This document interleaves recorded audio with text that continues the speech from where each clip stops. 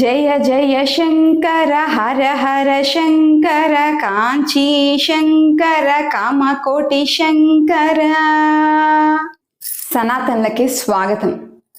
కొంతమంది చూడటానికి చాలా అందంగా కనిపిస్తారు, మరికొంతమంది అంత అందంగా కనిపించరు. ఎందుకలా? అసలు అందం అంటే ఏమిటి? అందంగా లేని వారు కూడా అందంగా కనిపించే మార్గం ఏమైనా ఉంటుందా?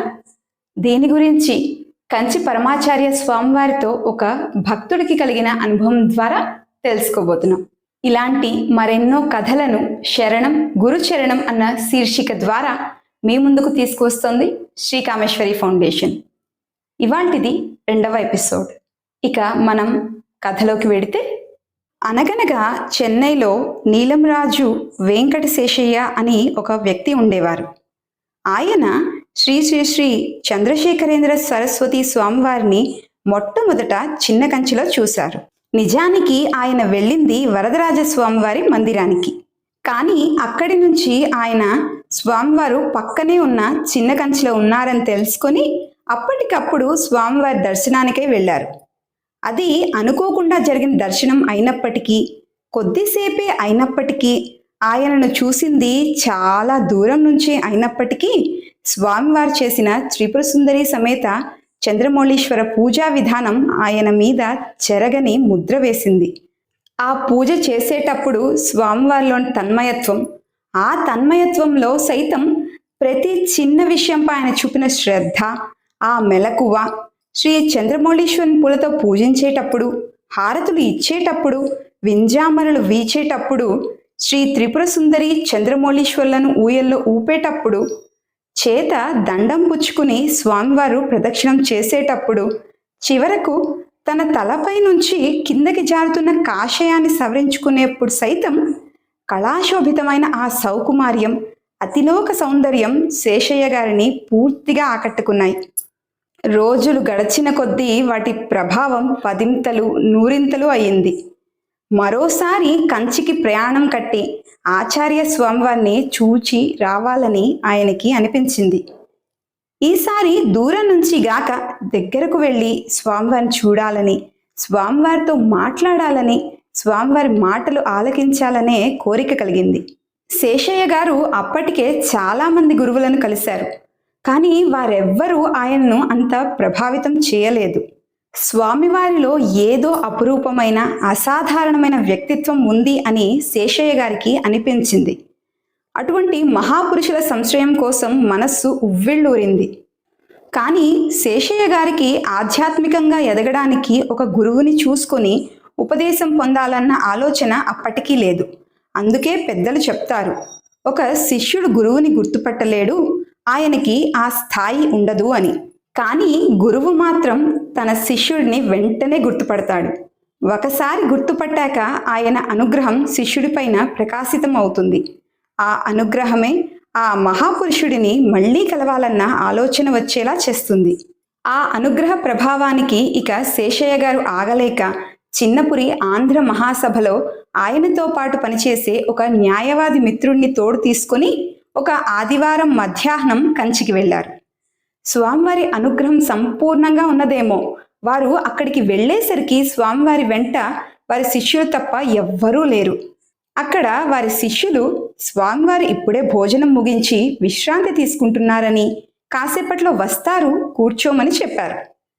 అంతలోనే చేతిలో దండం పట్టుకొని స్వామివారు రానే వచ్చారు. శేషయ్య గారు వారికి సాష్టాంగం చేసి వారి ప్రవర గోత్రాలు చెప్పారు. స్వామివారు వారిని తమకి అభిముఖంగా కూర్చోబెట్టారు. ప్రశాంత గంభీరంగా ఉంది స్వామివారి వదనం. ప్రసన్నతను కుమ్మరిస్తున్నవి ఆయన నేత్రాలు. శరీర కాంతి చెప్పశక్యం కాదు. అప్పటికి స్వామివారి వయస్సు సుమారు 60-70 ఏళ్ల మధ్యలో ఉండవచ్చు.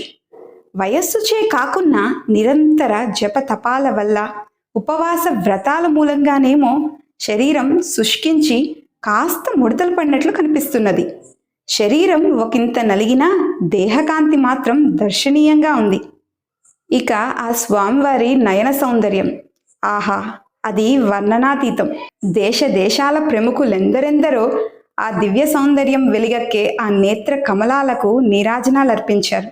లోకంలో సాధారణ సౌందర్య ప్రమాణాల ప్రకారం అంగ ప్రత్యంగ సౌష్ఠవం దృష్ట్యా స్వామివారు సౌందర్యవంతులు కాకపోవచ్చు.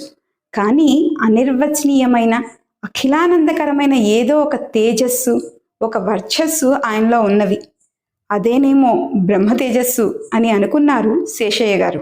సనాతన్లారా, ఈ కథ విని మీకేమనిపిస్తోంది? ఆ వయసులో స్వామివారికి అంతటి సౌందర్యం ఎక్కడి నుంచి వచ్చింది? అసలు సౌందర్యం అంటే ఏమిటి? డివైన్ లైఫ్ సొసైటీకి చెందిన స్వామి కృష్ణానంద గారు చెప్పారు, సమంగా ఉండటమే సౌందర్యం అని. అంటే చూడండి, ఇంట్లో వస్తువులు ఎక్కడ ఉండాల్సినవి అక్కడ ఉంటే ఇల్లు అందంగా నీట్గా అనిపిస్తుంది.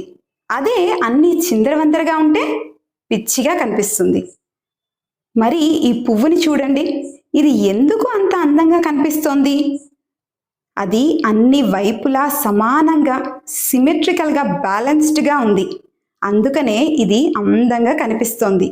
అంటే ఏ వస్తువైతే సమంగా ఎలా ఉండాలో అలా ఉంటుందో ఆ వస్తువు మనకి అందంగా కనిపిస్తుంది.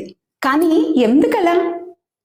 ఎందుకంటే ఏ వస్తువైతే సమంగా ఉంటుందో ఆ వస్తువు నుండి అంతటా నిండి నిబిడీకృతమైన ఆ పరమాత్మ చైతన్యం స్పష్టంగా ప్రతిబింబిస్తుంది. అసలు సౌందర్యం అంటే ఆ పరమేశ్వర స్వరూపమైన చైతన్యాన్ని తప్ప వస్తువుది కాదు. కృష్ణుడు భగవద్గీతలో చెప్పిన 10వ అధ్యాయం 41వ శ్లోకమైన యద్యద్ విభూతి మత్సత్వం శ్రీమదూర్జితమేవ వా తత్తదేవావగచ్చత్వం మమ తేజోంశ సంభవం. ఈ శ్లోకమే దీనికి ఆధారం. దాని తాత్పర్యం ఏమిటంటే, ఏ వస్తువులోనైనా గొప్పగా ఏ విభూతి ఉన్నా అది పరమాత్మ యొక్క అంశే అని. మరి ఆ వస్తువు చేసిందల్లా ఏమిటి అంటే అది సమంగా ఉండటమే. అలాగే మనుషులు కూడా కొంతమంది యవ్వనంలో వారి శరీరం సమంగా ఉన్నప్పుడు చాలా అందంగా కనిపిస్తారు. కానీ అదే ముసలి వాళ్ళు అయిపోయాక శరీరంలో సమానత్వం పోవడం వల్ల ఇంతకు ముందులా అందంగా కనిపించరు. కానీ అటువంటి వయస్సులో కూడా అంత సౌందర్యంగా స్వామివారు కనిపించారు అంటే ఆయన సమత్వం అనే విధానాన్ని అవపోసన పట్టేసుంటారు. ఇలా సమానంగా ఉండే విధానం ఏదైనా ఆచరించదగ్గది ఉన్నదా? ఖచ్చితంగా ఉంది. శ్రీకృష్ణుడు భగవద్గీత 2వ అధ్యాయం 48వ శ్లోకంలో యోగస్థః కురు కర్మాణి సంగం త్యక్త్వా ధనంజయ సిద్ధ్యో సమో భూత్వా సమత్వం యోగ ఉచ్యతే అని చెప్పారు. సమత్వం యోగ ఉచ్యతే. దాని తాత్పర్యం ఏమిటి అంటే మనస్సులోని సమభావమే యోగమని. కృష్ణుడు చూపించిన ఈ సమత్వ మార్గమును ఆసనముల ద్వారా శరీరంలో, ప్రాణాయామం ద్వారా ప్రాణంలో, జపతపాదుల ద్వారా మనస్సులో, అహంకార రాహిత్యం ద్వారా ఆత్మలో జీర్ణం చేసుకున్న యోగ సిద్ధులు స్వామివారై ఉంటారు. అందుకే వృద్ధులై శరీరం అందంగా కనిపించకపోయినా ప్రాణంలో, మనస్సులో, ఆత్మలోని సమత్వం వల్ల పరమేశ్వరుని చైతన్యం ప్రకాశించి సౌందర్యంగా ఆయన నుంచి కనిపించి ఉంటుంది. పౌర్ణమి నాటి చంద్రుడు అన్ని మచ్చలు ఉన్నవాడే అయినప్పటికీ మనం చంద్రుడిని అలా చూస్తూ ఉండిపోతాం.